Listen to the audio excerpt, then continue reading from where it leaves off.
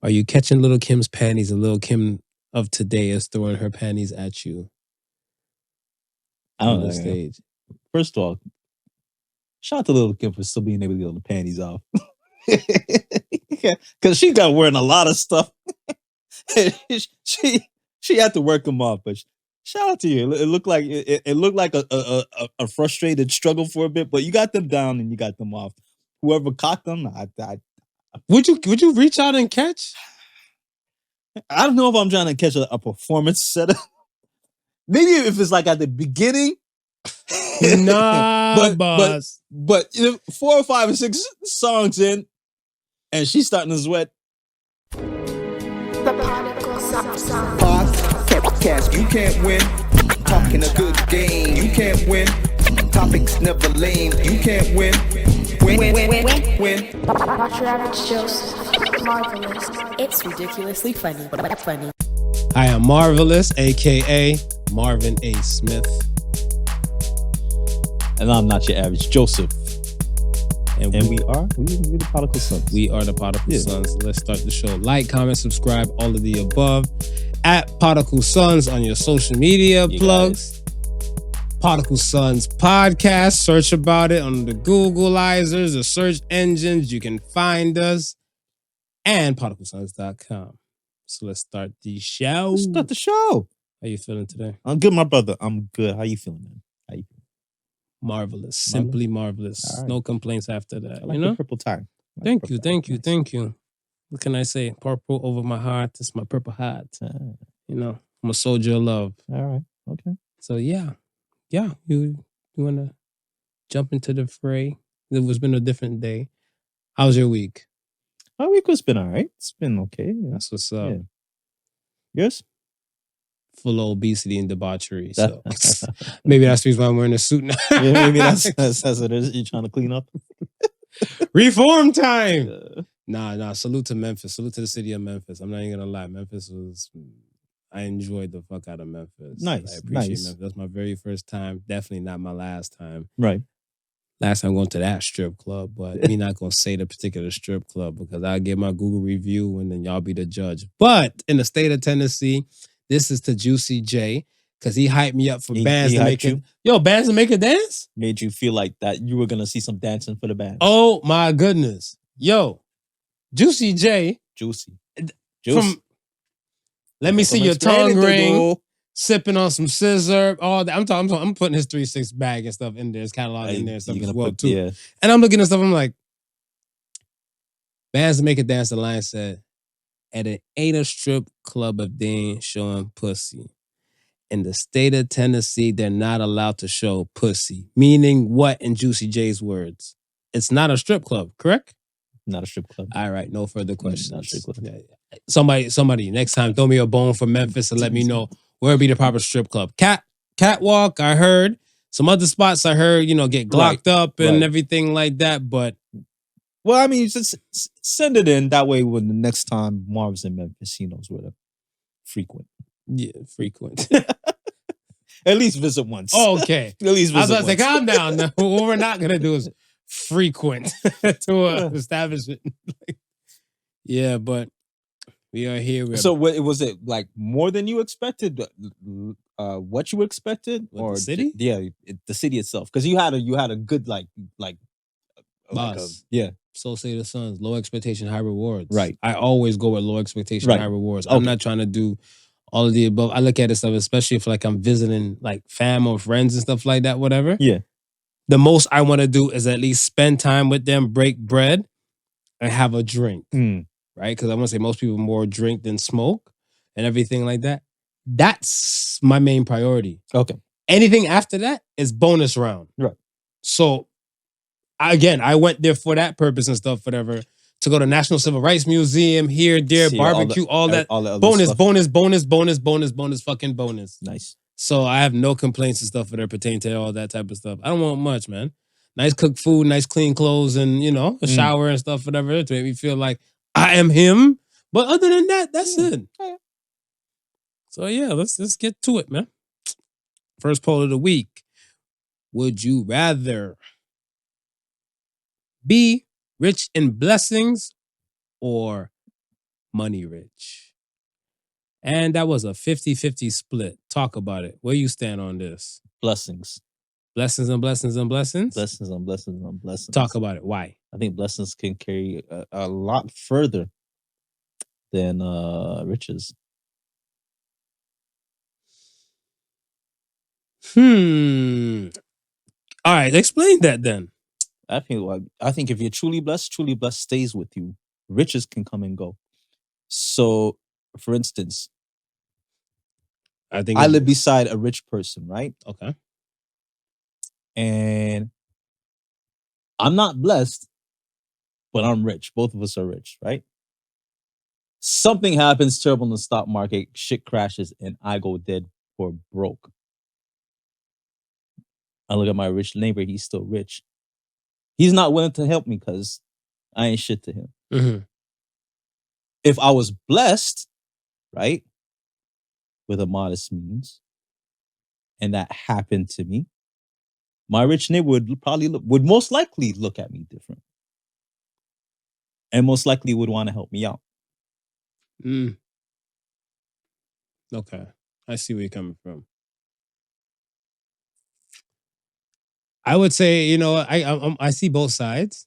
I will stand on the money rich side, and I'll tell you why. What? Deep down inside, I'm more on the rich and blessings.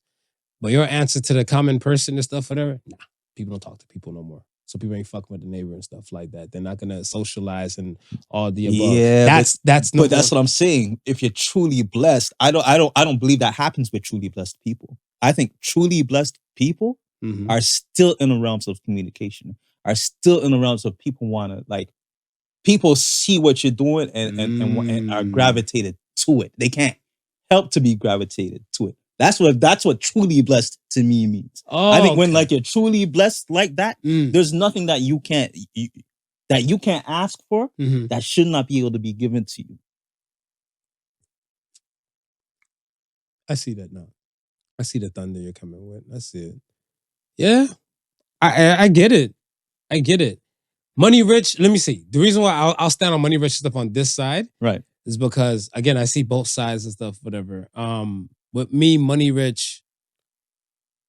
If you have the knowledge, you could be rich forever. You could be money rich forever. Yeah. I think a lot of people, if they're blessed with the money, they don't really try to focus on anything else besides the money. And I use Steve Jobs as the example. Steve Jobs was, I guess, in his world, quote unquote, innovator. Some people might agree and some people might disagree and everything like that. But he had this money rich thing and stuff. And I think the way he set up those things, he wouldn't go broke. Now, his health is what, I want to say that'd be more the rich and blessing side to me. Yeah. But I feel like a lot of money rich people, if you're wise enough, you can help and do a lot. And then you can become rich and blessings and stuff from the lives that you do touch. Yeah. So I want to say it want to start from somewhere. But I feel like I get what you're coming from. There's a story in the Bible, and maybe I'm taking it out of context, but it's Bible's interpretation. It's almost similar, where this one rich man, he leaves. I guess he goes away, right? And he leaves his estate. I think he hires like 3 husbandmen to cover his estate. What does that mean? That I guess that's like the term for worker or whatever back then. Okay. So he hired like 3 of them to take care of his estate and his affairs while he was away. Right. And then he sent back one person. He sent back like one of his aides. He sent back to go see how things were doing. Right. He sent back the aide. The men who were taking care of his estate killed the aide. Right.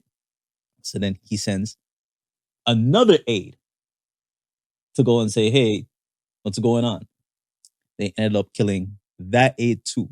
So the man ends up sending his son, figuring, okay, yo, this is my son, my heir, right? Who they're gonna eventually be paid from. He should be able to get the answers from me. They killed his heir. So I'm not sure if it's trying to say that to say, okay, the money's not everything, but in that example, I'm like, he probably would have been better off if he was financially blessed, or he was blessed that way, as that other than blessed with the financial wealth that he had. Because these people literally killed off his line for his wealth. If he was blessed and loved by the people, or loved by the people who served him, that probably would not happen. I don't know, because I feel like, there's a price on loyalty. I feel like there's a price on loyalty and stuff. And some people, like I look at stuff as like, some people will look at it up and say, all right, your loyalty is worth $5,000. Right. If I come through and stuff and buy that loyalty for like $30,000 and stuff, I'd be like, not your average who? Right? So I always look at certain things of a contextual and situational, right? Where I don't know, like if I don't, again, it's all alleged, it's all hearsay and stuff until I have the people and stuff in the scope, or somebody asks the same kind of questions that I would ask. Yeah. But there's tons of reasons why somebody would body somebody, you give me the land. I think you're probably expecting you're going to get this bread and everything like that. And you're sending these people and stuff, whatever. Fuck you and fuck them, because as a man, I can see them size a person up and stuff, whatever. Like, I heard Jadakiss say, I size niggas up and I'm not big as fuck. It's like, we can take him. I can see it too. And that's it. But again, I'm looking from the realm of, you're truly blessed. Ain't nobody looking to size you up. And ain't nobody... It's funny. I think people, if they don't know you, no, if they don't know you, but these people obviously knew you. Like, you left them there to cover your affairs, so they knew you, right? But go ahead. But if they knew you and respected you, if they truly believe respect is different. But that's what I'm saying. That's not rich and blessed. Okay, but hold on. If you're truly blessed, you wouldn't get that respect. If you're truly blessed, if you're truly blessed, you'd have to get that respect. Why you say that? What's the meaning? If you're blessed, everything should be going your way. But if you can be rich, like you can be rich and blessed and truly blessed and live in a mountain and stuff, whatever, and people around you don't know who the fuck you be. Right. And that's not a level of disrespect. They just don't know who you are. But your blessings should supersede you. If you're truly blessed, why would they not know who you are? The man on the mountain, let me tell you about that man on the mountain. People get amnesia all the time. Look how many songs are sampled to this day. Right. And people don't even remember who the fucking sample might come from. But if you're truly blessed, that's not supposed to be happening. Is it? We still talking about Jesus today. Nobody has a physical evidence that this man ever existed. That's blessed. That aspect and stuff could be. That's blessed. You have people who are willing to martyr themselves, give up their lives. That's blessed. Jesus is king and they don't have evidence of who he is. Right. Yeah, I give you that. Right. But other aspects and stuff, whatever, you lost me.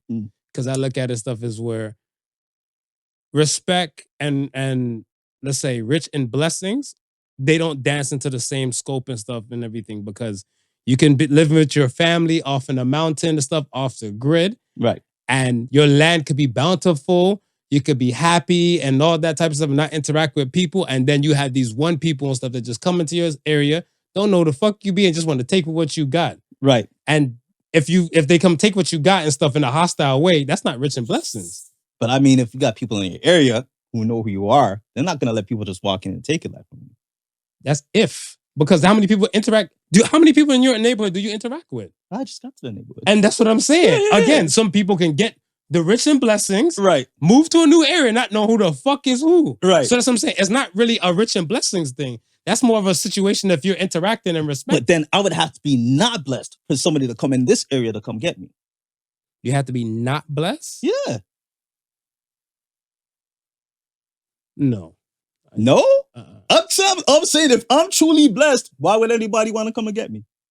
No. I don't look at it if you're truly blessed. Because I look at it. Our blessings is different then. Because our blessings are different. When I look at truly being blessed to the point where I don't have to worry about financial gain.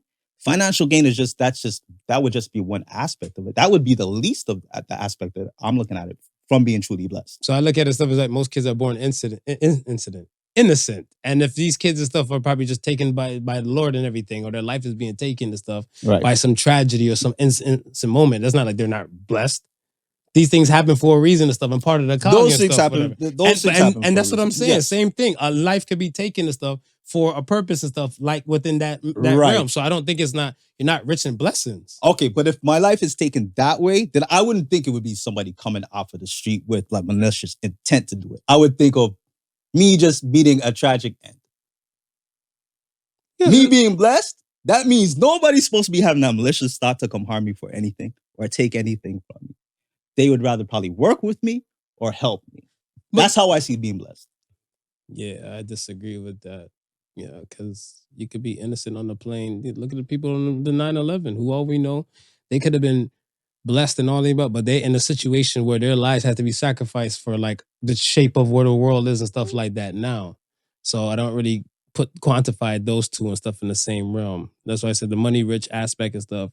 I see it rich in blessings, but that's on the love you put out there and stuff, and you know what I'm saying? And coming back. And they come back. But a lot of people also don't put no fucking love, but they want everything to kind of come back to them and stuff. I'm like, what have you done to be king or queen?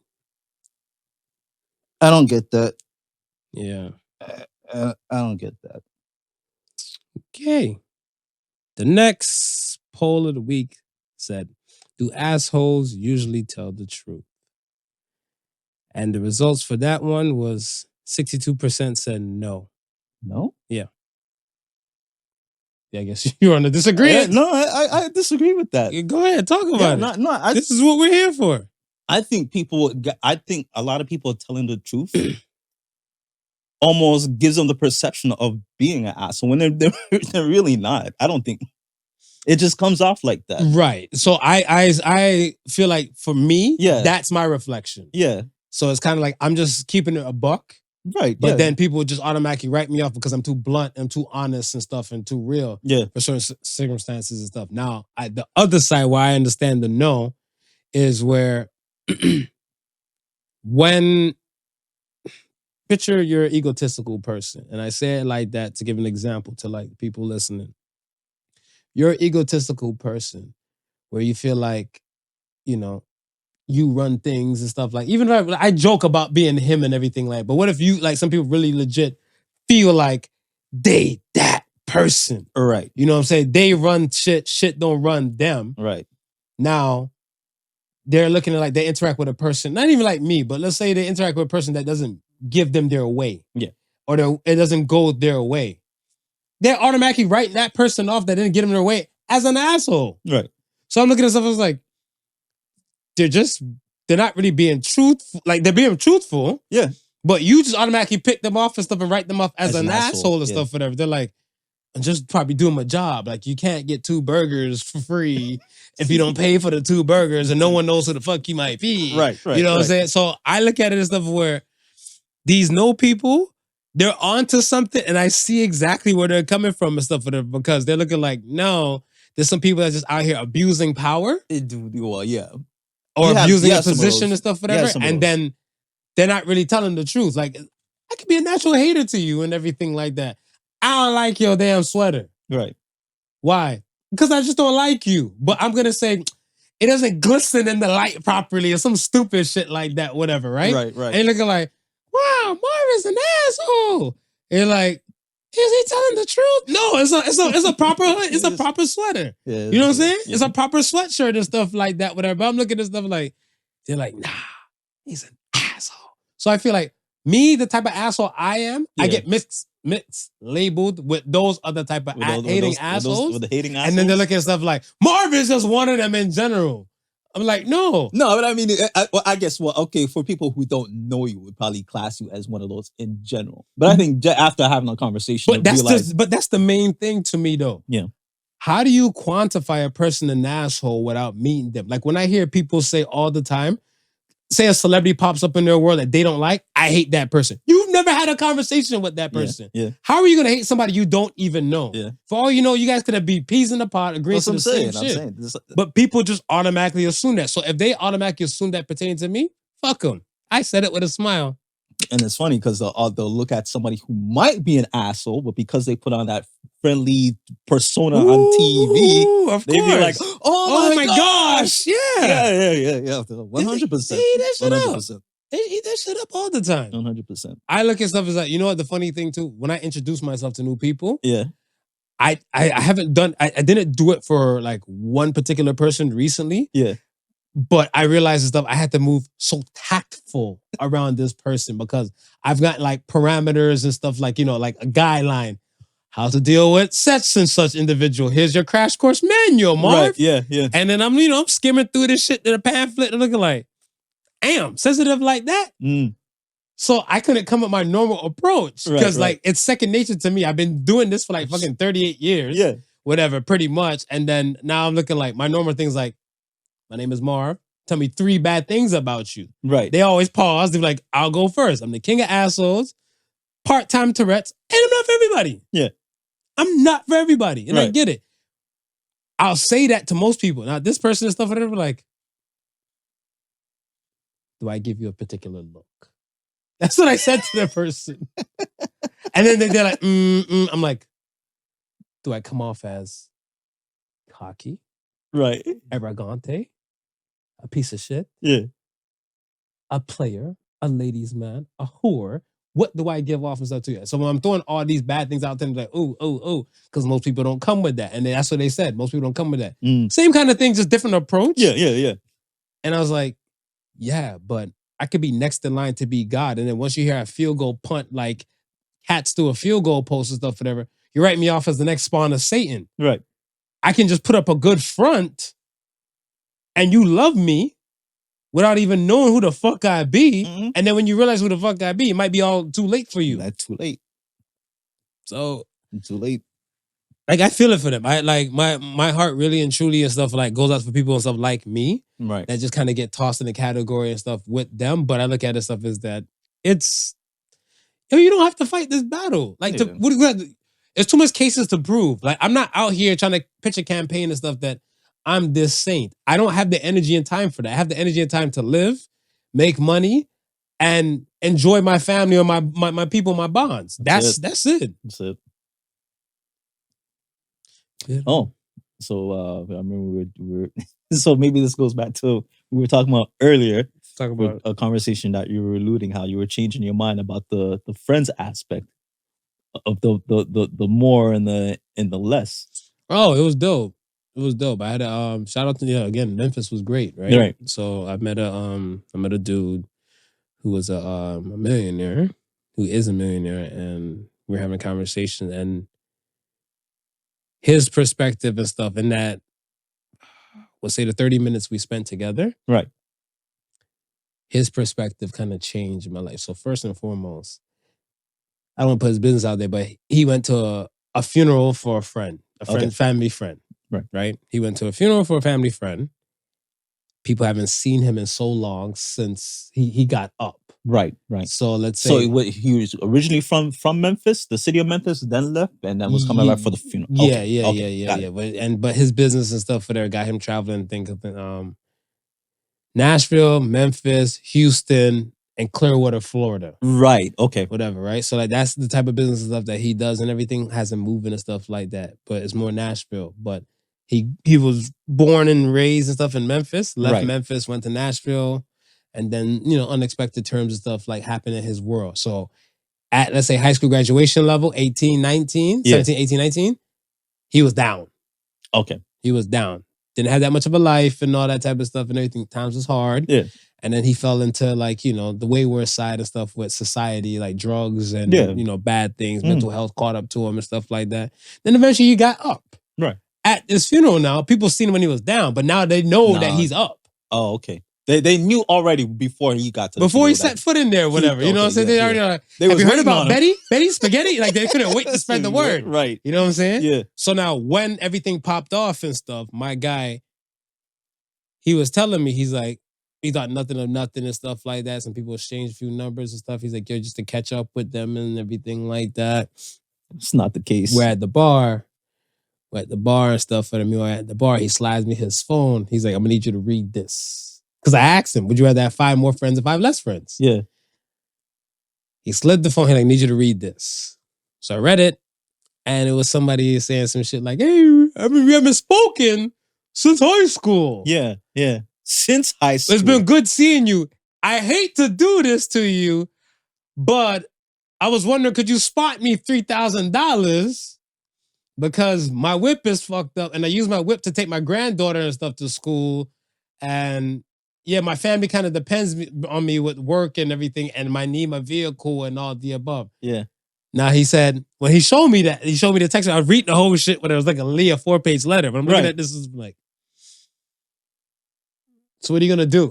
That's my main concern. That's the first question. What are you gonna do? Right. So that I was, shout out to Ben. I was with Ben and stuff, whatever. Right. When I was saying to him, he's like, "Oh, Lee, that's too much to read. Give me a synopsis and stuff to it." So I told him. He's like, "Yo, the guy's begging for money, and you don't mess with him like that. Yeah. What are you gonna do?" He's like, "I get this all the time. Yeah. I get this all the time." See, and when he says no, he's the asshole what people are talking about. You are correct. You are correct. So I was like, okay. But he said, yeah. To his answer, he said he'd rather have 5 less friends. And I dig it. And I see it. Yeah, I said I'd rather have 5 less friends and stuff now compared to like and this is one of my favorite questions and stuff I love to ask people and for the podcast and stuff, whatever, right? I'd rather have 5 less friends and stuff because for me to take the time and put the love and build more bonds with an individual. Right. I'm not saying it takes a lot, but it kind of takes some time. Yeah. My world is moving in so many parts and stuff at a fast speed and stuff. We're in the last quarter of the year. It'd be interesting to know though, who became his new friends when he got up. Who became his new friends? Yeah, if he entered any newer circles from being up. I'm pretty sure he has and Right. stuff, right? But I think and what's dope about him, Yeah. from what I know of him and stuff, whatever, is that he's a people person. Okay. He's not standoffish, Right. because I want to say I'm a people person. Yeah. We tend to gravitate to each other and stuff because like the climate of the world, everybody's so miserable. Yeah. No one's really sociable and stuff like that. Well, let me speak for the GTA. I put more heavier strain on the GTA than any case, because if I go to Cleveland and I see a random stranger, Right. we're acknowledging each other. Yeah. That shit don't happen here. Memphis, we're acknowledging each other. That shit don't happen here. You can see it in Delaware. That shit don't happen. The air is there is way different than here. Right? Now, I'm not too sure if it's like tradition, upbringing, or even like, what they probably heard before interacting with other people. Right. But I feel like I get more love from white people and stuff in America than I do get more love from white people and stuff in Canada. And I put like the Italians, the Ukrainians, the Portuguese folk, I put them in the white people category in my books. Yeah. And I look at the stuff as like, I don't get that type of love or kind of even acknowledgement. Right. Right? Unless people need shit. Hey, we got a cause you need to donate to. That's when they'll fuck with you. Other than that, they wouldn't even care if you're on fire. Because the interesting thing about, the whole exchange is that during this exchange, y'all became friends. Yeah, we told each other. We became friends. We told each other we love each other. Yeah. Hugged it out. People, Ben's looking like, what the fuck? You just met this dude, whatever, right? So it's like, and that's the thing about it. Like, if you say we don't want, we rather not. Maybe it's losing the type of friends that we have and then gaining the type of friends that we need. What do you mean by that? I don't want to speak on that. No, because I'm saying, talk about. Okay, for instance, right? We're saying no new friends, right? No, Drake is saying that. Go ahead. But then we win the lotto tomorrow, right? And things change. We buy the dream house we have in the dream spot where we want to live, right? Those are not the same neighbors. All right, okay. Right? But we still we now gotta communicate. We can't isolate ourselves. So now we gotta you wanna isolate yourself? No, not me. No. I see people do it all the time. Well, okay, yeah. The Bible says, if we're going like on some Christianic kind of stuff, the Bible says, love thy neighbor. How many people love thy neighbor? These people move into the neighborhood and stuff, might not even fuck with nobody and stuff. And they're up now like George and Wheezy. Yeah. So they're in a place and stuff where it's kind of like, They're not with the have-nots. They're with the haves. They're with the haves. And they won't even address the haves. I've heard like celebrities, people and stuff like on like The View and all those places and stuff, whatever, they got coins. They're like, oh, my neighbor, she's such a bitch. Like, love that neighbor. It's true. As you were. It's true. Yo, so maybe we gonna be hermits when we rich. And that's what I'm saying. You're gonna be up there, stuff like in your own zone. Your family's good. Yeah. Your land could be fruitful and bountiful and all that type of stuff. Right. But then people just don't want to fuck with you. I feel like, yo, you really have to deal with the people, understand the peoples and stuff, and move with the people and stuff, whatever. I tell you all the time, say it like, yo, I do not know how to work an electrical grid or electrical wiring like that. That's not what I went to school for. Right. I need somebody who knows how to work electricity. I would never say, I don't need anybody. I don't need people and stuff, or I hate people. Yeah. No, I love the guy who sells, that gives me, Wi-Fi capabilities and stuff like that. You know what I'm saying? I love the person, he or she, if they help the electricity get to my place. And I guess it's the type of friend, man. Because like I'm saying, if someone approached me, right, and we're on the same, I won't say the same level financially, but we're both okay, right? We don't need anything from each other, right? But we like similar things, and then we have knowledge that we can share, right? I don't mind adding a friend like that, because I think that's an added value, right? But it's like, as soon as you're in a position where I'm only becoming your friend because you have something of value that I want, but I'm not willing to offer anything in return. Right. And so that's why I cut you off when you're like the friends that you need. They would need, if you're the one with the money, they would need a friend like you. Right. And that's what I'm saying. Like, I don't know if the need, and like you to get a friend that you need. Right. I don't know if that might be the term. That's why I didn't jump on the bandwagon. No. So when I say need, right, it's like, I'm thinking more of okay, that same millionaire friend, right? And I say this all the time. Like, I would like to know people like that. Not because I want the money or want any donations. No, I would just like to know some knowledge. Yeah. Share whatever insights that you may have. I can take that and be blessed with it. Like, that's what I would want to sit down and pick your brain about. Nothing else. I'm glad that you got your fortune. That's your shit. You earned that. You made that. Give me some power. Let me go earn that shit myself. You're a rare breed, my friend. Rare breed. Because, that's the reason why some of the, I want to say the haves distance themselves from the have-nots, right? Because a lot of times the haves and stuff, when they're around the have-nots, it's more so what you can do for me. And it's like not what we can do for each other or anything like that. You know what I'm saying? Yeah, or if it's like, I'm going to kick it with this person, or I'm going to buy this person and stuff, or drink and stuff, whatever, just to see what's up with them and see how they're going and stuff. Be like, nah, this motherfucker got money. Why should I have to pay for the drinks? Yeah, this person is up and all the above. I'm like, right. I was like, okay. Nah. But I don't, you know what I'm saying? Like, you and I, we don't think like that, right? Yeah. So my thing is, I can understand. I think that's the beauty of playing devil's advocate. You can look at both sides and formulate a middle ground. Yeah. But a lot of people, they're willing to just stand on whatever side they're on and don't give a fuck or concern about the other side. Yeah. And that's the sad aspect. Yeah, that's. So, yeah. All right. On to the next one. On to the next. Do you see? Okay, let's talk about Kodak Black real quick. What's your thoughts on Kodak Black? He's got his own dialect. Okay. Yeah. Okay. Kodak Black is a different kind of individual to me. I don't know if I see the allure too much on why Kodak Black and stuff is like around, like or like prevalent like that. You're right. But I'm always kind of grateful, and I say it like this: I'm grateful when I see somebody of like, let's say, call it classless, and Kodak Black fans might take offense to that, or Kodak himself, whatever. I do apologize. I don't know which word to use for it, but right. Kodak ain't a decent type of person or typical decent type of person that would act a particular manner and stuff. He's gonna be showing his ass regardless across the board. When he told me, like, I think when he was in some interview saying like he ain't washed his ass for like 3 days and let a chick suck his balls or some shit like that. It's not class, man. You pay for school, you can't buy class. Right, it's not classy and stuff, whatever. You know what I'm saying? Like some super ghetto hobo shit, right? His language or his speech, if that's a product of like his world or something like that, where the drugs and then plus, I need subtitles for Kodak.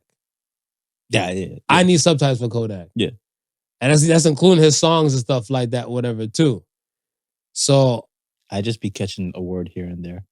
Other than that, well, he was okay. So a word here and there. Like, he was on Drink Champs. Yeah. He was on Drink Champs and stuff, whatever, like recently. And then when he was on there recently, I needed subtitles. They don't put subtitles on Drink Champs.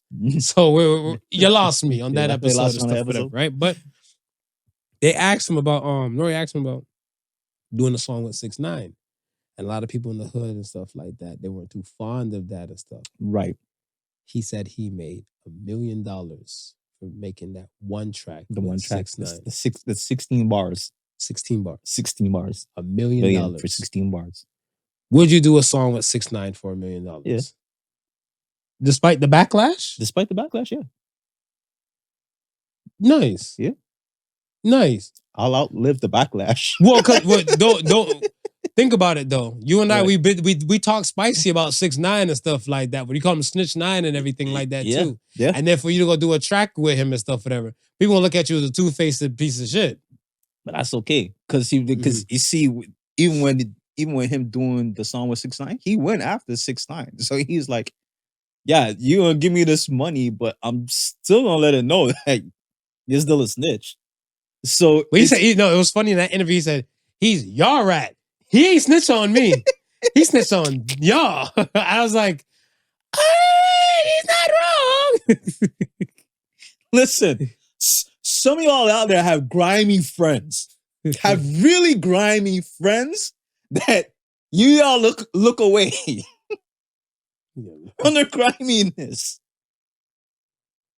It was a different. A mill? A mill is a mill, bro. The mill is a mill. A mill is a mill. $100 is different from $10,000, and $10,000 is different from $100,000, and $1 million is way different from all three of them things. Mm-hmm. The song's being made. The song is being made.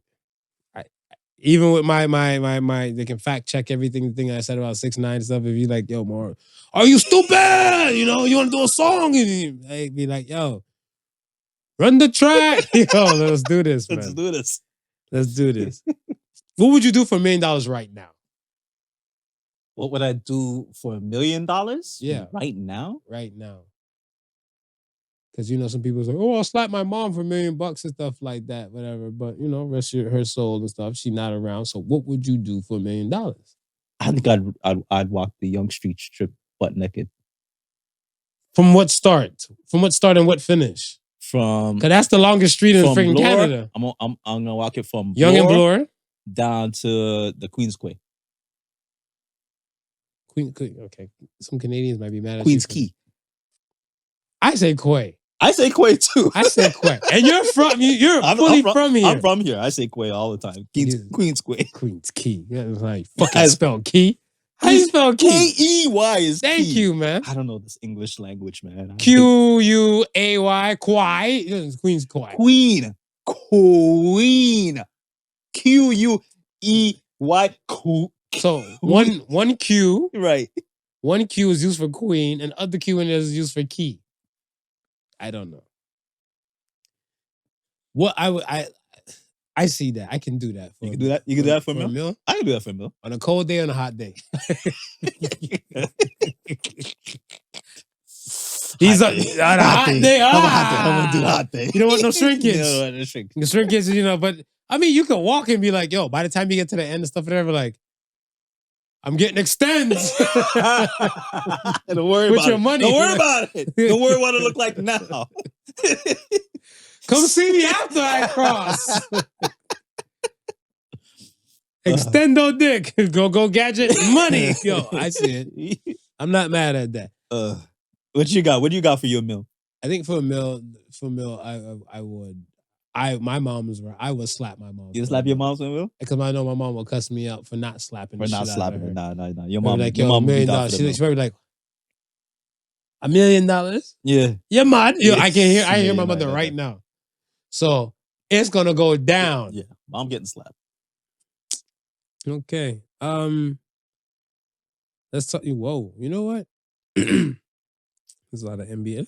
NBA was kind of for no damn reason. Okay, so we going into the NBA right now. Yeah, well, why not? All right, why not? This segment is brought to you by the new book called D'ing Up.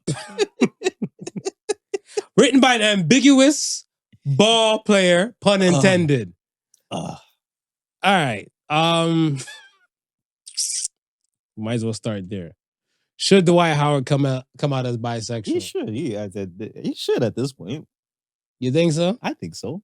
You think it'll save his career? Like save his like, let's say, I don't want to say like NBA career, right? But I want to say like money. Like I'm pretty sure he probably has a few endorsements, a few other things and stuff like in a play. Most of them tend to have those things. I was about to say, I think he's missing out on opportunity. Oh, talk about it. I think he's missing out on opportunity. Not saying, yo, this is who I am. Love me, accept me who I am for who I am, because we know they love a spokesperson. I swear they got. Yes, I think it's called Out TV. I believe it's called Out TV. Now, I haven't seen Out TV, but I'm assuming like because it's a gay channel, right? If he had a commercial like he's just dribbling the ball on the court and they're just zooming in on the ball, like going slow, like kadoom, kadoom, and he's like, "Hi, I'm Dwight Howard. I know how to handle balls, but love is love." And throws off the backboard, and then he does like a Superman dunk that he did and stuff like that. And I'm looking at stuff like, and then that's it. They end the commercial like that. Love is love. And some of the commercials like Pride TV, and they can run that ad around regular channels if they like. But that's a check. Yo, I got a better That's one. a check. I got a better one. Talk. Locker rooms empty, right? Mm-hmm. Raw lockers, right? They're just focusing on raw lockers. And he just walks out the closet. There's no closet in the locker room, though. You got to walk out the Yeah, locker there could be a little janitor closet. Just so you just have a room full of lockers, and then have like the closet door right beside you. Just have him walk out the closet. But that quantify him as full gay, though. I look at stuff as if he's kind of like the bisexual aspect. I feel that I don't know how many kids he has or baby mothers he has and stuff like that. I heard he has a few. Right. Already has a few. I don't discredit that women are on his Equifax. Yeah. No, I believe women are on his Equifax. What I have a hard time deciding with most is, are you bisexual, or were those women's beards? What does that mean? Beard is a term to like, okay, I'm gay, but I'm married with this woman, or I That's what that term means? Yeah. I don't like it because I got a beard. I take offense to that. I don't like that. You take offense to Hell it? yeah. Like, what the hell? Women like to touch my beard. I don't like that.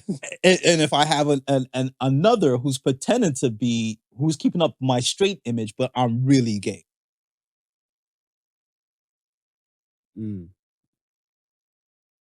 I know a woman who did some hustle like that, but I look at it where it's a slippery slope. He's retired. Yeah. I think for a retired player or not in the major. And was he and did he choose to just retire, or is it because he retired because nobody was really picking him up? Because that's what that aspect and stuff, right? Because I look at it stuff as where some people they get lost in free agency. Because Collins retired. Collins was the first one to come out as gay. Right. He retired. He played a good while. He came out after he retired. He came out after he retired? Yes. Yeah. That's right. It's right. So I'm saying like the active an active player hasn't really come out yet. Like, I feel like the culture of the NBA Mm-hmm. probably doesn't allow it to take place. Yeah. So a lot of them, if they are, like, you know, they might be on the bisexual side, or they might just live a longer time before they own their truth. Right. So I feel like the culture is not too welcoming for it. And I don't say it like in a mean way, but I look at it stuff as where, if that be the case, I mean, there's other players should have came out before for Dwight Howard. But just think about the pressure, right? Because even if like as like you come in and you're gay or you're bisexual and this is your rookie season and you have that as your secret, right? And look at some of those new players. You don't see that gay shit they be doing? Sorry, when I say gay shit, I don't. To me, it's definitely looking gay. Like, you know, with the dry humping each other. Yeah. But I'm saying, with, you know, when they say, yo, we like they hit like Watch in I use the Atlanta. word hit. they go in Atlanta. Okay. And they're like, yo, we gotta go to King of Diamonds. Right? Miami, and say, yo, Miami. Okay, Miami. Okay. Yeah, We gotta go body tap somewhere. Yeah, right. Yeah, Magic City. Yo, we going Magic City, right? Come on, we all going. And he's like, you now, you don't want to say, nah. Because the first thing gonna look at you is like, nigga, you gay? You want to see no ass or no titties? So now you're playing along because maybe you don't want to out yourself. Maybe you don't want to make it seem strange. Or maybe it's just for the camaraderie stakes, right? A lot of that shit is team building. You're doing it to build team, but that's not really you. Mm-hmm. Do what you do. I just feel like a lot of the static from him can get curved and get washed away if you own the truth. I think I heard Roxanne Shante said, she's like, it's something about own your truth and own your truth and stuff, and just keep it real, own your truth before someone else said it. So it's kind of like like you say, get ahead of your own narrative, right? Get ahead of it. I think that would be the smarter thing and stuff to do, because I think like with the ambiguous type of language that he's using, and it's creating a landscape and stuff where it's kind of like it's too confusing for us to fuck with you for a money level, right? But like the other people, like for the fodder, they might take him on for an interview. They might make him a change, or cut him a check or something like that. I'll come on your radio, or come on here, do this interview for this small little kill. I don't compared know. to like this bigger fish. They call it LGBT. I don't know if there's any space for him right now. Joe Smith wife got the circuit on lock. You think so? I don't. She making her rounds right now. So let's talk about her then. She's making her rounds right now. There might not be no space for Dwight to come and tell his story. So let's talk about her. Her body, her choice. That's what she defended. How do you feel about that? You piece of shit, you. I feel like, Joe, you should have had a say. You should have had a say. Why should he have a say on a woman's body in 2023? Not your average Joseph. Are you sexist? Huh? I think it's partly Joe's body too. I think Joe married into the body. What's yours is mine. What's mine is mine. That's what women's slogan is in the marriage. That's what women's in a marriage, that's what a woman's slogan is in the marriage. What's yours is mine. What's mine is mine. Let me tell you something, women. When Joe Grind, not Smith, when Joe Grind comes over and smashes you, you know what he's saying? I'm smashing the next man's wife. He's not saying I'm smashing you. Yo, he's taking in pride that he's smashing another man's wife. You're absolutely right. That's how men think. So if you don't want to think that we don't take some sort of ownership or pride, no. We will feel that, and other men will make us feel that. The women are not the problem right now in Joe's life. It's the men. The men are looking at Joe like simps. He's the Simpson crew. He joined the Simpson crew. There's quite a few that are in the simp crew right now. He might be one of them. You know, so I wouldn't put Joe into that category and stuff, whatever. Because I look at it stuff like, I feel once he knew what he knew, it caused the turmoil Yeah. and conflict and static. Yeah, no. So it's kind of like, if you knew that your woman's out there getting piped down by another dude, you're a cluck. Right. And then since you're a cluck, you're just gonna take that. You have to hug that, bro. And he's like looking like, man, what you doing out here? Like now she said in the argument video, she's doing everything by herself, whatever, right? Yeah. So I'm assuming she might be like riding a dildo or two, or probably, getting naked and doing some type of things and stuff, whatever. And I get it. Is she fire? Absolutely. MILF of the Year contender? Yes, definitely, without a doubt. Yeah. I just look at it where it's not a solid marriage to me, and I can't speak about somebody else's marriage, but I look at it, to me, it doesn't look at it like a solid marriage, because if you didn't know what your wife was up to like for a year now, I've been doing it for a year. So if you didn't know what she was doing for a year, it's a problem. Yeah. It's a problem from your side. And the fact that she's not communicating what she's going to do, before it takes place and stuff, whatever, I feel like that's an issue and stuff, whatever, too. A whole year. He only found out because she exposed it. She exposed herself. Yeah. That's like, that's her body, her choice, though. Like, it's you see, okay. Well, I bring it back to you. What can your wife do to her body without your permission? And what could she do? What should she need your permission to do? Listen, she's more than welcome to do anything to her hair. She's more than welcome to dress how she wants. Okay. And I say how she wants, because I trust her train of thought and what she puts together and what she chooses to wear. Mm-hmm.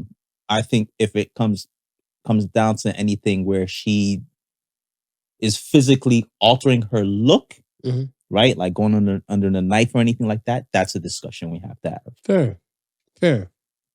Okay, what are we doing to our body? Turn into a pirate there? Right. I'm going to get a breast reduction. Look, our body might not need it. Yeah.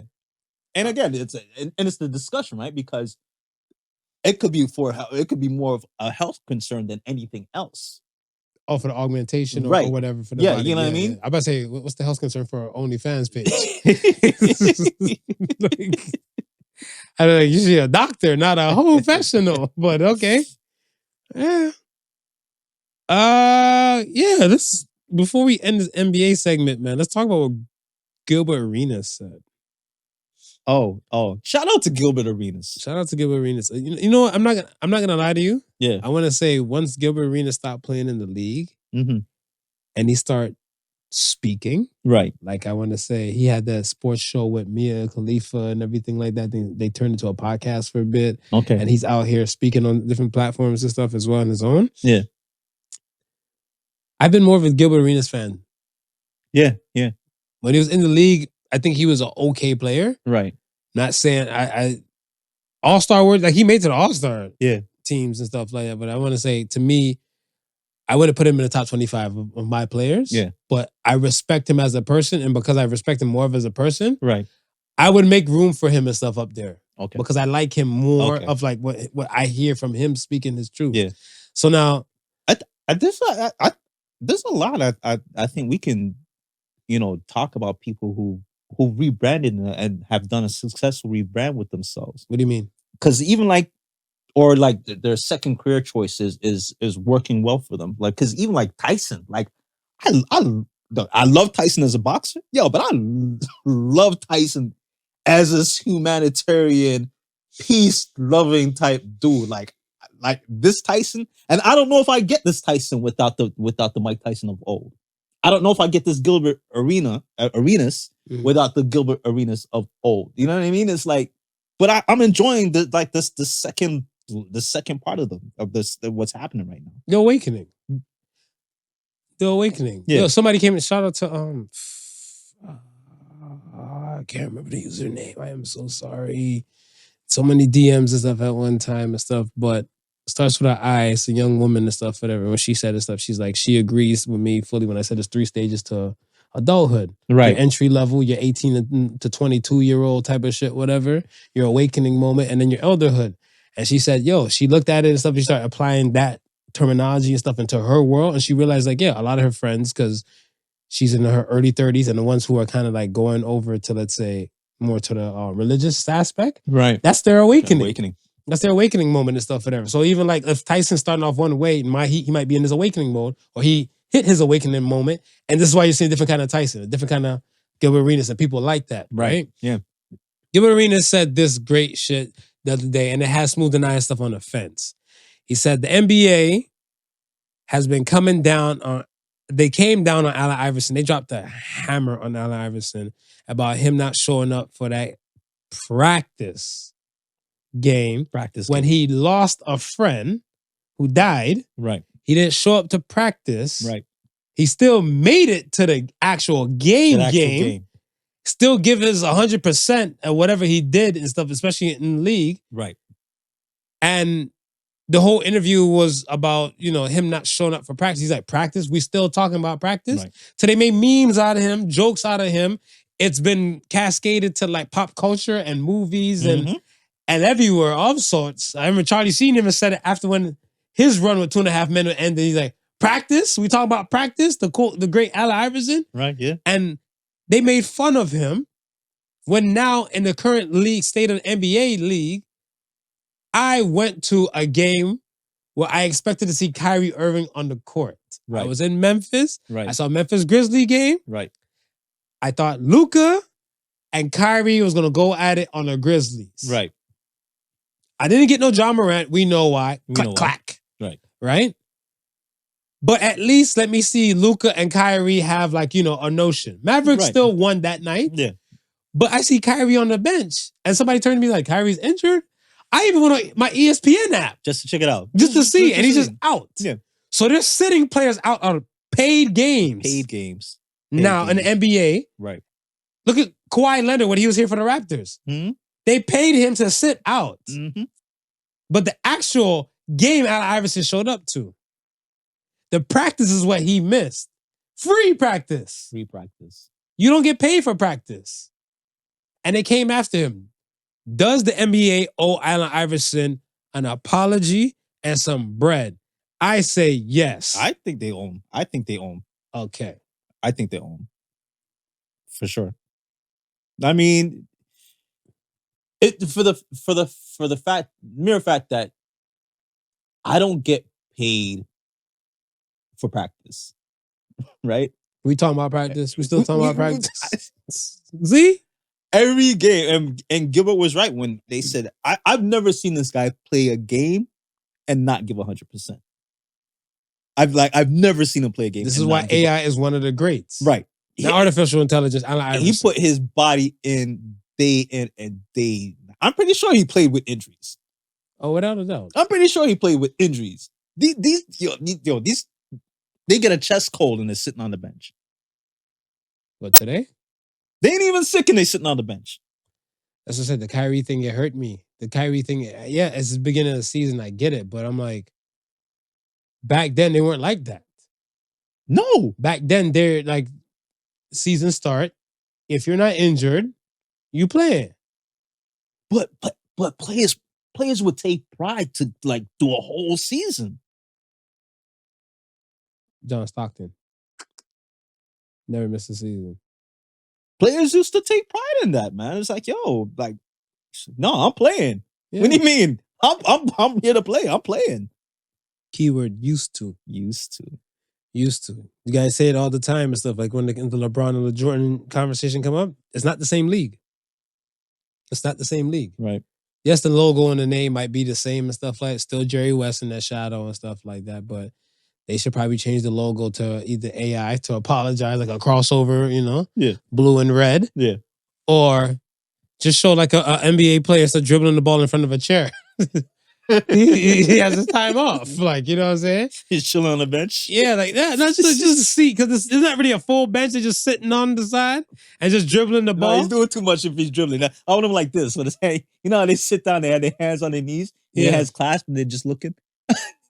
I want him doing absolutely nothing. Because that's what they're doing. It hurt me because I'm looking for like a Kyrie to cut up a few people with a crossover move or two. Yeah, of course. He just there looking. He was looking fly. He had like some Hawaiian shirt. And I was looking like. And get this, the league rule is that you can't have two superstars out because Dante might have been out too then for that.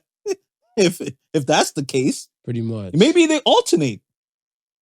If you can't have two, maybe they alternate. Yeah.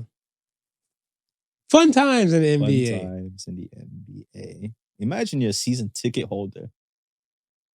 I know a few who are angry. Yeah, for sure. I mean, but I know a guy. He's always been a season ticket holder. He's an orthodontist. Okay. And when the opportunity came up, he said, "Yo, he's for it. He loves him some Raptors." Right. So he's like, "Picture you're going there before they won the ship to see Kyrie in action, and you're not seeing no Kyrie in action." He said he was so glad that they won that year with Kyrie. I mean, not Kyrie, Kawhi. Kawhi, yeah. When they won with Kawhi, they're like, that motherfucker, you know how many games I went to and he wasn't playing? I'm so glad he brought some shit. No, you can hear the rage in his voice and stuff. But he's like, yeah, you guys go to games every now and then. Or if you guys go to games, if I offer you tickets and stuff, whatever, and everything, or you guys get your own tickets and stuff for it. But he's like, home games he doesn't miss. He's like, even one time, he thought he was coming out with something he knew a home game was coming up. He legit like overdosed himself with meds just to have some energy to make sure he made it to the game. And yeah, the league is a different league now, my friend. It's a different league. One more thing before we move on to everything else. Nothing too serious. I just wanted to ask you and stuff. What's up? Are you catching Little Kim's panties? And Little Kim of today is throwing her panties at you. I don't know. On the stage. First of all, shout out to Little Kim for still being able to get the panties off. Because she got wearing a lot of stuff. she had to work them off, but shout out to you. It looked like a frustrated struggle for a bit, but you got them down and you got them off. Whoever caught them, would you reach out and catch? I don't know if I'm trying to catch a performance setup. Maybe if it's like at the beginning. Nah, boss. But 4 or 5 or 6 songs in, and she's starting to sweat. Many moons ago, I went to I want to say kind of like an old school tour, and Genuine was on there. Right. And, they singing all the songs of old at the time and stuff. And Genuine took a towel, dried his sweat from his head, and the women making all the noises and shit like that, whatever. And then Genuine, like he had the little headset thing, whatever, Yeah. And he looked down. You want this towel? They're like, yeah. And like, I was somewhat back, but I heard it. I heard it like, throw me the towel. He's like, yeah. And he starts smiling. The man pulls his jeans and gives like the pubic area his dick a rub. And then the screams got louder. And he helicoptered this shit. And it's like, who wants it? And the women went bananas. BANANAS. Mm-hmm. And women were fighting for it and stuff. Of course. So I'm looking at something like, okay, some people are willing to catch mid-performance sweats. Yes, some people. I'm saying you're not one of them. I'm saying you coming on the stage and ready to throw them, I might catch them then. So the beginning of the performance? Beginning of the performance. Queen Bee, I got no time. She do a dance? She do a dance in the petty? Then you're like, I'll catch it. I catch it. That's still good. He's still good. She had no time for sweating them. No time? Well done. I'm not mad at that, man. Let's get to the question of the week. Question of the week says, do you think people around you are letting you be great? Now think about from your household to your family, to the people you interact with, business and stuff like that. And I'm going to say, I don't really count the grocery store peoples or the peoples you interact with at stores. Right. Because it might be one day you go get this cashier, another day you might get another cashier. Yeah. So I ask you. I'd say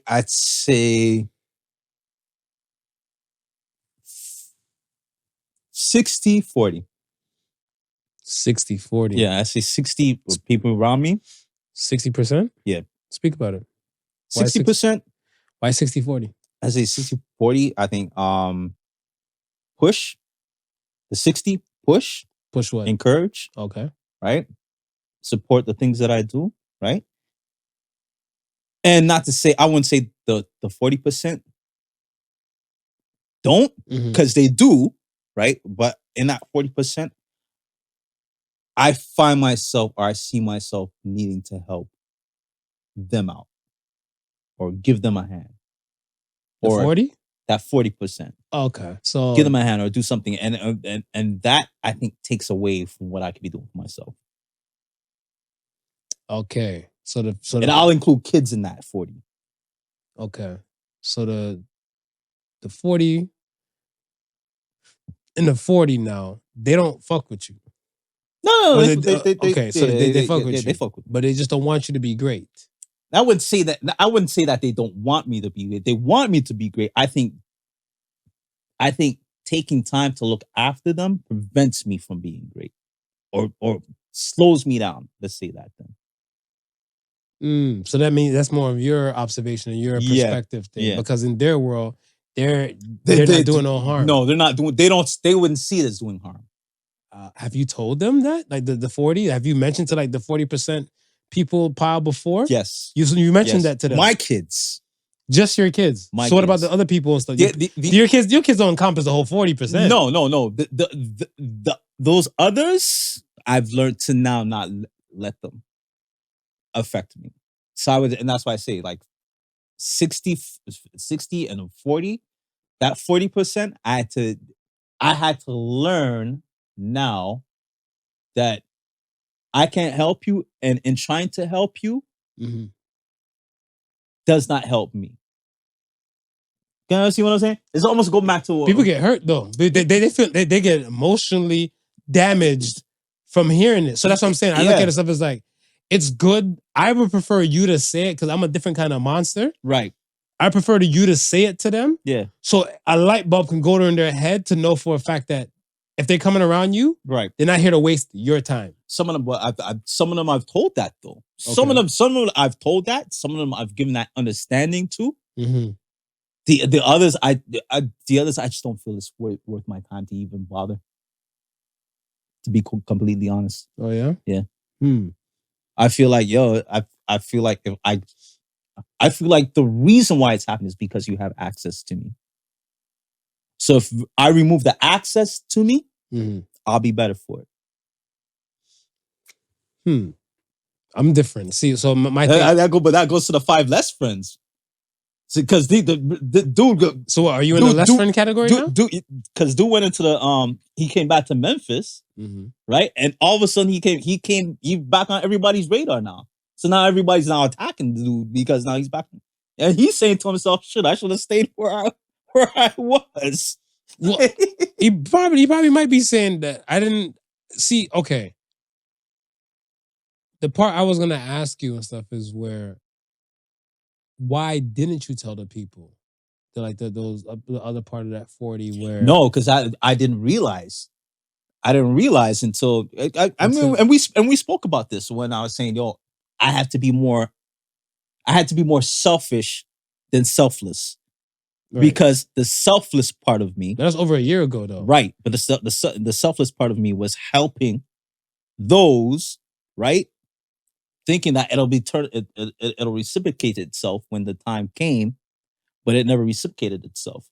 But I realized me in helping those and just enable them, and they just kept looking for help at the detriment of what I'm doing. Facts. But then, okay, my thing is you are where you are today, where that was a response to a year over after the pandemic. Right, yeah. After the pandemic, Yeah. we had that conversation and stuff on the show. But I do know for a fact that even if those people, you still interact with them and stuff to make them part of the 40? Because I feel like if you still interact with them and stuff and they're still part of the 40, then your math needs to change. Like, I feel like they should be like maybe an 80-20 something like that in your world then. No, well, I wouldn't say they're still part of. So yeah, maybe it is an 80-20.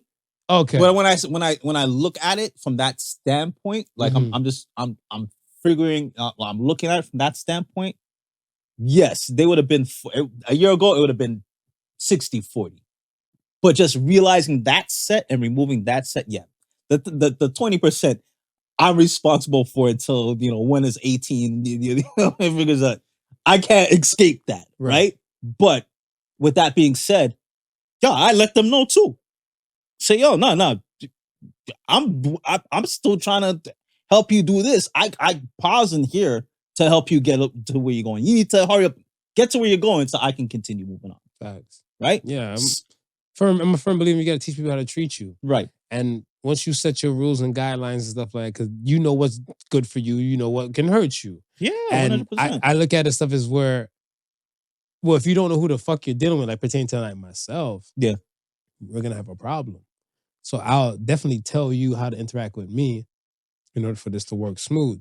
Once you violate or cross some lines and stuff, whatever, then you know why we don't interact with each other and stuff, whatever, and that's fine. Yeah. So I go my way, you go your way and stuff, whatever, and everything. Like, I have this weird thing in my brain, where if I feel like you disrespect me or something like that, or we've got to that point, right? You're mute to me until I see like hostile movement and stuff. It's so weird. Like, I can see somebody's stuff that I realize, like, okay, you disrespecting me, and I ain't messing with you like that, whatever. And everything you say, like if they say like hi and all that type of stuff, whatever, mute. Right. I legit can't hear it because in my head, I'm already on like defense mode in case I see a shuffle kind of movement. Right. And I'm just gonna strike. Right. Right. So I look at it stuff as like, this is the world that I interact with. Right.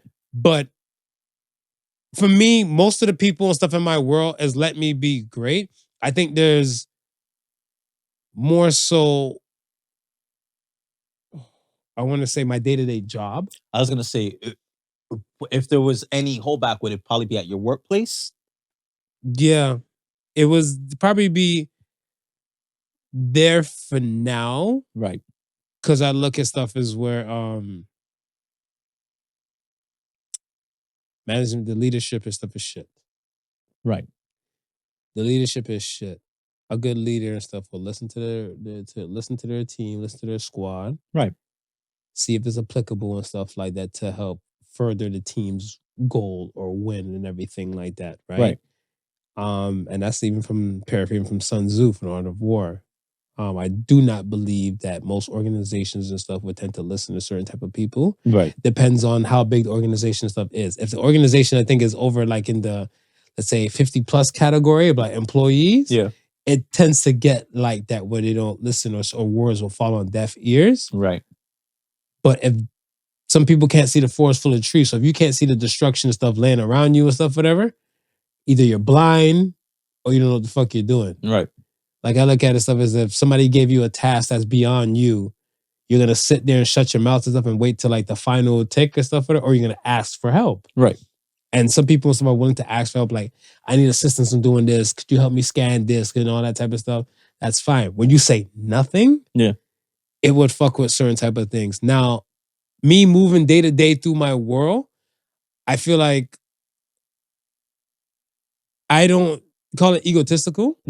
Or narcissistic, but even if somebody wants my light to be dim, I won't allow them. Right. Now that might be arrogant, it might be self-centered and stuff like that, but what I eat don't make you shit. No, I don't think it's neither of those things.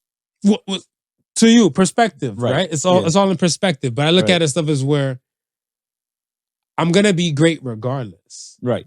Right? Now, if you quantify the things that I do great, that's good. Right. If you don't quantify the things that I do and stuff as great, or you think of it as like mediocre or poor and everything, that's good too. Yeah. I'm still going to function. Yeah.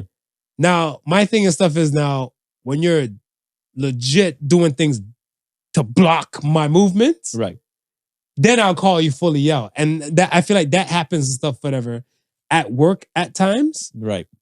But I want to say more so there than anywhere else. Yeah.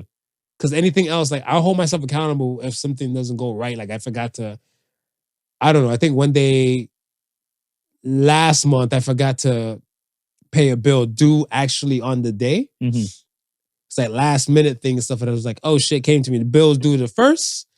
I ended up paying it the second, right? Because it's like it was something that's in the back of my mind. Yeah. And the interest that these assholes put on it was like astronomical. Like the bill was like, let's say, $80 and stuff, whatever, and the interest kicked it to like $102. I was like, what?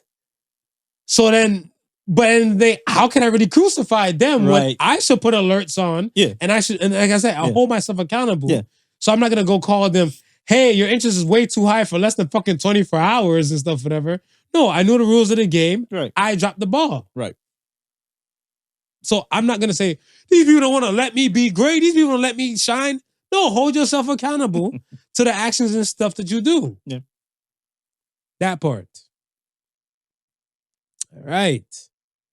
Let's get to the Ask the Sons. Yes. And once again, man, salute to everybody who participated or sent questions and stuff in the last episode. Time. It was dope. It was fun. It was time. real good, man. Let's get to the back some of this great shit again. First, shout out to the ladies who didn't publicly confess, but let us know that,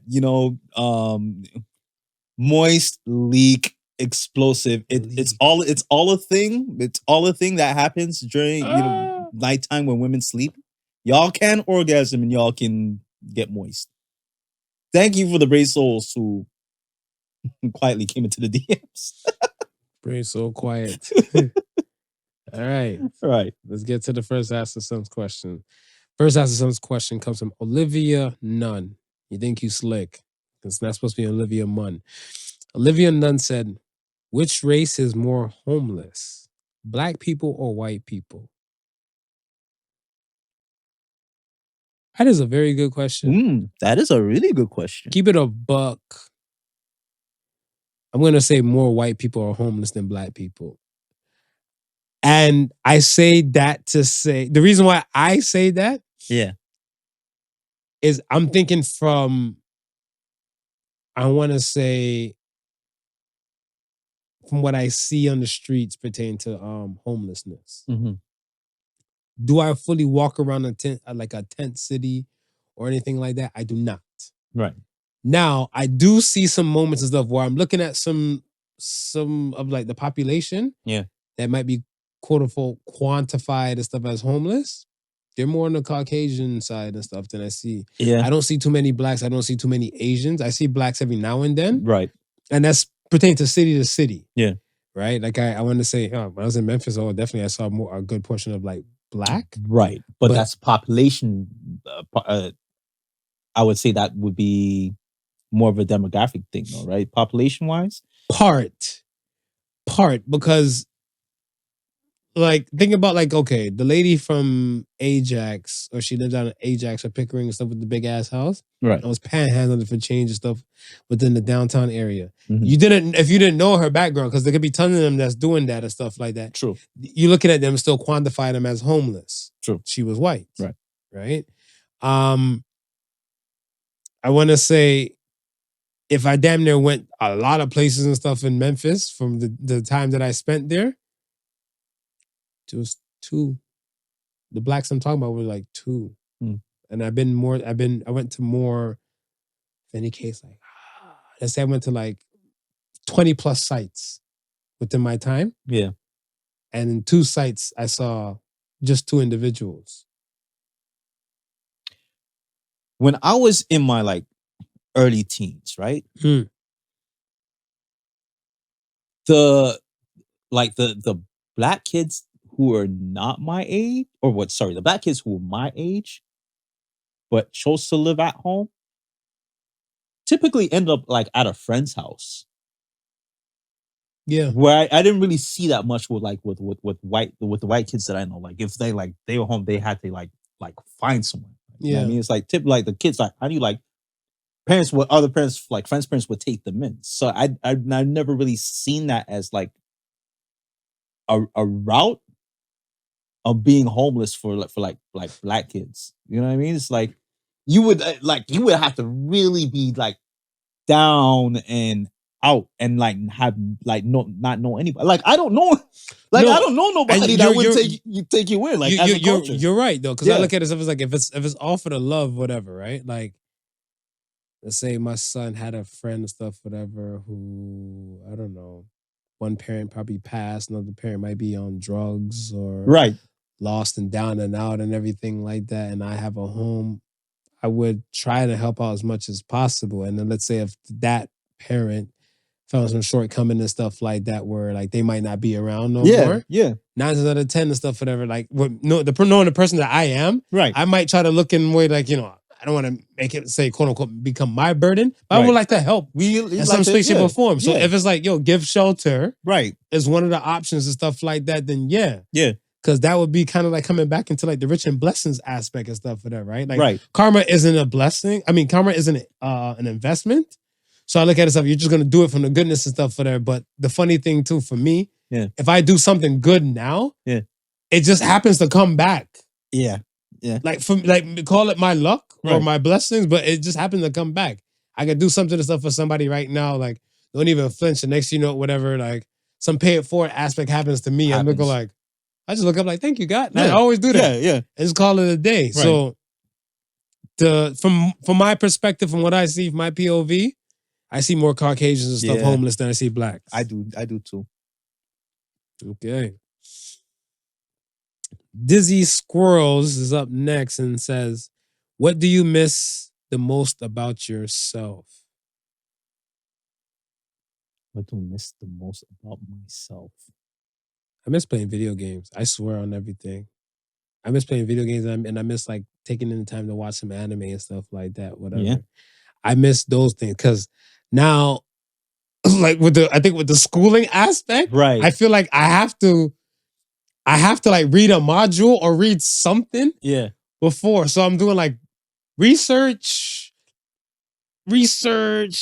probably have a little phone sex, then doing a little schoolwork, and then like, yo, I legit would turn on some anime to watch. Yeah, I was like with the laptop, and I'm like, I'm like, I hear the Japanese going, I see the little. And then like when I'm in my group chats with my peoples and everything like that, yo, this game is wild. Yeah, right? I still don't have a PS5 yet. So that's what I miss the most about myself. Yeah. Everything else, stuff, whatever, I feel like I'm still, not like Genuine rubbing towel on crotch, but I'm still same OG. Same OG. Yeah. What do you miss about yourself? I miss DJing. You miss DJing? I miss DJing.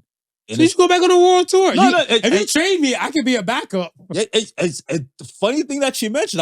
I'm considering about getting some controllers. I have to be quite honest with you. I'm considering to get some. Maybe we can take the show on the road. Yeah, you be DJ Cool. I could be Envy. Without the real estate lawsuits. No, but I'm like, and it's so funny because I like So I subscribe to, shout out to Blacks for Black Reaction. I subscribe to his Twitch channel. So every Wednesday, I'll log in and I'll listen to him. And anytime I log in, the typical Blacks fashion, hails me up, lets everybody know whose I am, then gives the story about, yo, when we were going up this, that. It's like, so like the law fans like, all right, we get it. Yeah. We get it. Stop choking his dick. Just play the tracks. And it's just like a total reminiscence, right? I was like, shit, he'd be like, yo, Smooth, remember this? And I'll be like, yeah, shit, I remember that. I'll be like, man, I should go Blacks right now. Go jump on the ones and twos. Yeah, you should. I should. Why don't you? I should go. I'm gonna pull up on him one day and check him out. But no, honestly, I even up to, I think it was maybe 3 weeks ago, I hit up one of my connections over at Akai to just ask me like if I want to get a set of controllers, like how much could I get them for, right? Because it's all of that, man. Even up today, Richard's like, oh, God, just get them, man. As soon as you get them, I'll copy my hard drive and get. So everybody's like telling me like they're gonna give me music to play. I don't gotta search for nothing. I'm like, I just need to get the equipment. Oh, dope. DJ. Yeah, so if you see me and Mom on the ones and twos, you know what transpired. I'm out there I'm like, 1 time for the hot chick, 2 time for the dope ass bad bitch, 3 time for the drunk ass FOJ. Yeah, I'm like the fool. That way your panties. Pretty clean. Pretty clean. Yo, I turn like Tony, my turn or whatever. Yo, that nigga, he be wildin'. What? All the gallows feet big like baby coffin. He like, damn. Baby coffin? Hey, yo. I'll be out of pocket on the 1s and 2s. Last question for Ask the Sons comes from Snowbank-Kiss. What do you see yourself doing with the fame of your podcast? That is a nice ass question. That's a really dope question. You go first. Honestly,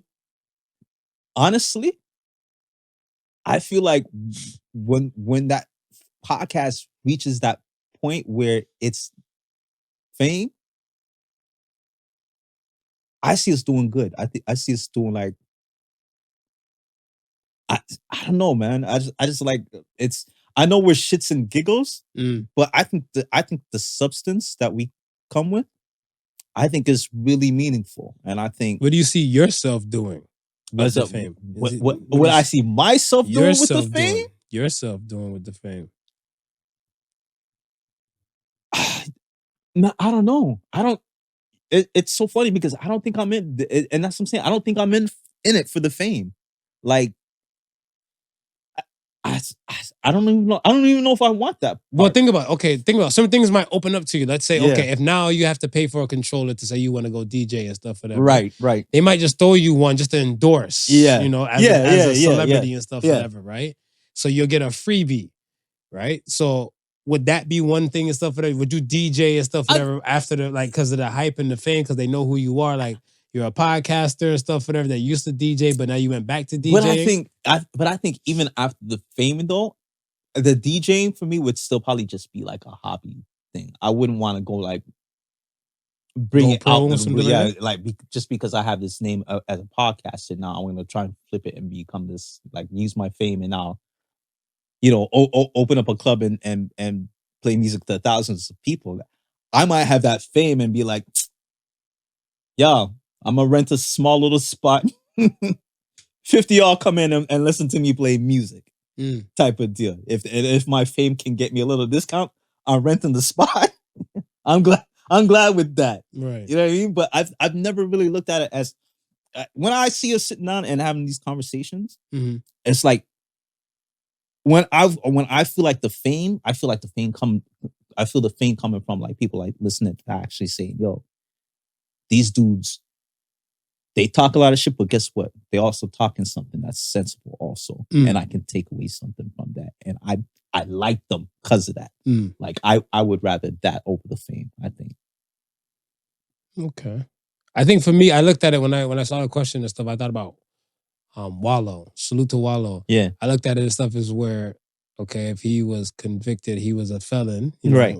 He was a felon before, and then he came out and he got his podcast fame and stuff like that. And I heard he went back to even the prison that he was in to speak to some of the inmates and stuff like that there. I don't think if he didn't have the fame, would he be allowed to do that? I don't think he would be able to do things like that. Then that's what I'm saying. Maybe like and that's what I'm saying, like if the show came to that point, I want it to be like help. So I guess yes. Then in that sense, if my fame allows me to do stuff like what you're just saying, like Wallow did, go on tours and sit and talk to people. Well, and then that's what I'm saying. So so that means sure. your vision needs to be broadening up, whatever. Now, sure. Because I want to say now you got to look past that realm. Because salute to the Snowbank-Kiss, whatever, for the acknowledgement. Right. Because I look at it stuff as where if even this person who phrased the question is already seeing a stuff where this podcast could even go. Right. Right. And the potential stuff of what more it might do with stuff, I guess, for us as individuals and everything. Because you have your own world and I have my own world, but our world kind of comes together and stuff when it comes to like amongst this. Right. Right. For me, I don't know. Keep it a buck. I might be on some Anthony Bourdain shit. Just travel and just like do and like, talk to people.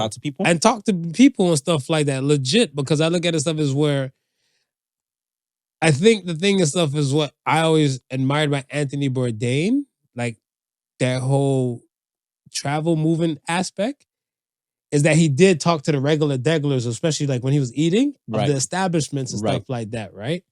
I look at it stuff as where, hell, if we were to do another type of show or something like that, I would love to have tea with strangers. I would love to have tea with strangers and stuff whatever, just to see like, you know, where their world is and same kind of topics and stuff we bring to the podcast and stuff like that. Some people, when they are like, oh, what'd you guys talk about in the show? And I tell them what we finished talking about.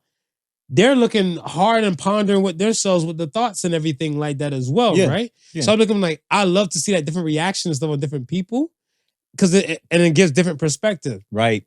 I've been living with my answers. I want 5 more friends for years. We've been doing this podcast for over 5 years now. Right. And just now it just changed. One sit down gave me a whole nother perspective and stuff. It's like, you know what? And that's why I always tell people, like, I'm okay. Change my mind. Right.